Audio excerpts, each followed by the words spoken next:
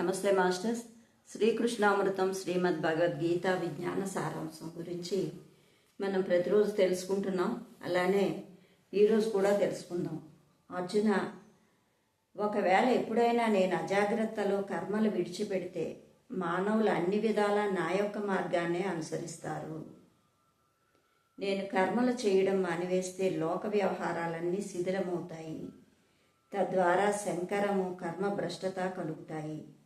ప్రజల యొక్క ఆ దౌర్భాగ్యానికి నేను బాధ్యునవుతాను. కాబట్టి అర్జున, అజ్ఞానుల ఫలాపేక్షతో కర్మలు చేస్తున్నట్లే జ్ఞానులు కూడా ఆసక్తి రహితంగా లోకహితం కోసం చేయవలసిన కర్మలు చేస్తూనే ఉండాలి.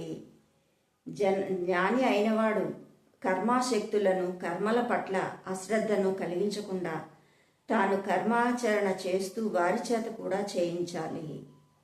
సకల కర్మలు అన్ని విధాల ప్రకృతి గుణాల ద్వారా జరుగుతున్నాయి. అయినా వివేకం లేనివాడు అహంకారంతో అన్నీ నేనే చేస్తున్నాను అనుకుంటాడు. కానీ గుణాల యొక్క, కర్మల యొక్క తత్వం తెలిసిన వాళ్ళు మాత్రం సర్వ కర్మలు ఇంద్రియాలు చర్యలుగానే భావించి వాటి పట్ల ఎలాంటి ఆసక్తిని పొందరు.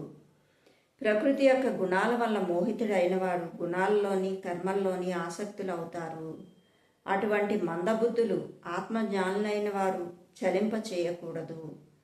సమస్తమైన కర్మ ఫలాలను పరమాత్మకు సమర్పించి కోరికలు, అహంకారాలు, దుఃఖం వదిలి యుద్ధం చెయ్యి.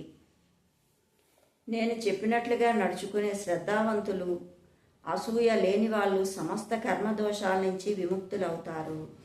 ఎవరైతే అసూయాగ్రస్తులైన మాటలు పాటించారో వాళ్ళని భ్రష్టులుగా తెలుసుకో. సమస్త ప్రాణులు మహాజ్ఞానులతో సహా తమ తమ ప్రకృతిని అనుసరించే ప్రవర్తిస్తున్నారు. అలాంటప్పుడు నిగ్రహం ఏం చేస్తుంది? ఇంద్రియ విషయాల్లో ఉండే రాగద్వేషాలకు లోబడిపోకూడదు. ఎందుకంటే అవే మానవుడికి ప్రబల శత్రువులు. చక్కగా ఆచరింపబడిన పరధర్మం కన్నా గుణరహితమైనది అయిన తన యొక్క సంస్కారాలు లేక వాసనలకు అనుగుణంగా అనుసరించడమే స్వధర్మమే అత్యంత ఉత్తమమైంది అని చెప్తున్నారు. ఈ స్వధర్మాచరణలో మరణము సంభవించిన అది శ్రేయస్కరమే కానీ పరధర్మము భయంకరమైనది. స్వధర్మాచరణలో మరణం సంభవించిన అది శ్రేయస్కరమే కానీ పరధర్మం భయంకరమైనది.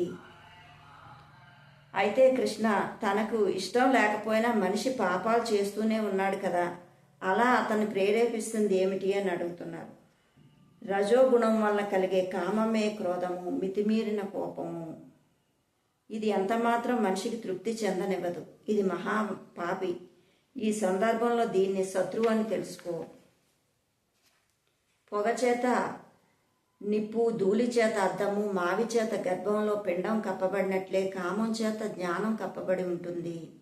జ్ఞానికి శత్రువైన అజ్ఞానమే అగ్ని సైతం కాల్చలేని కామం కోరికల రూపంలో ఉండి జ్ఞానాన్ని కప్పివేస్తుంది. ఇంద్రియాలు, మనస్సు, బుద్ధి ఇవన్నీ కామానికి ఆశ్రయాలు. వీటి ద్వారా కామం ఆత్మ జ్ఞానానికి మరుగుపరిచి జీవాత్మను మోహింపచేస్తుంది.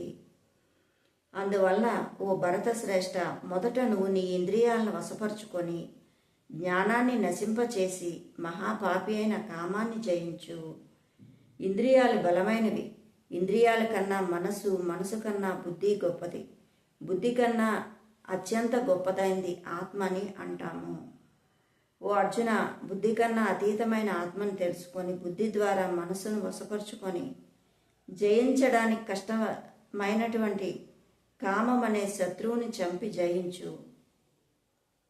ఓకే మాస్టర్స్, ఎంతో అద్భుతమైన ఈ శ్రీకృష్ణామృతం అందరికీ షేర్ చేయండి, లైక్ చేయండి. ఇందులో ఉన్న జ్ఞానాన్ని మనం ఆచరణలో పెట్టాలి. ఎంత విన్నామన్నది కాకుండా మనం ఆచరణలో పెట్టడం ద్వారానే అన్నీ సాధ్యమవుతాయి. ధ్యానం చేయడం ద్వారానే ఇదంతా సాధ్యమవుతుంది. ఈ రాగద్వేషాలని, రజోగుణాన్ని ఇవన్నిటినీ దాటగలిగే ఏకైక సాధనం ధ్యానము. ధ్యానం ద్వారా నిర్గుణ స్థితి వస్తుంది. కాబట్టి ఫ్రెండ్స్, మనం ప్రతిరోజు ధ్యాన సాధనని మొదలు పెడదాం. శ్వాస మీద ధ్యాస పెట్టడం ద్వారా అత్యద్భుతమైన మనకి ఎన్నో రకాలుగా ఆనందాన్ని ఇస్తుంది, నిర్గుణ స్థితిని ఇస్తుంది. కాబట్టి ప్రతిరోజు మన జీవితంలో దాన్ని యాడ్ చేసుకుందాం. ధ్యానాన్ని మనం ప్రతిరోజు మన కార్యక్రమాల్లో ఒక భాగం చేసుకోవడం ద్వారా మనకు అదేంటో అర్థమవుతుంది. ఒకరోజు చేసి ఒకరోజు మానేస్తే అర్థం కాదు, ప్రతిరోజు ఉండాలి. ఆ విధానంలో మనం ప్రతిరోజు చేస్తూ ఉండడం ద్వారా అద్భుతమైన ఫలితాల్ని పొందుతాం. Okay master, thank you. Like, share, subscribe.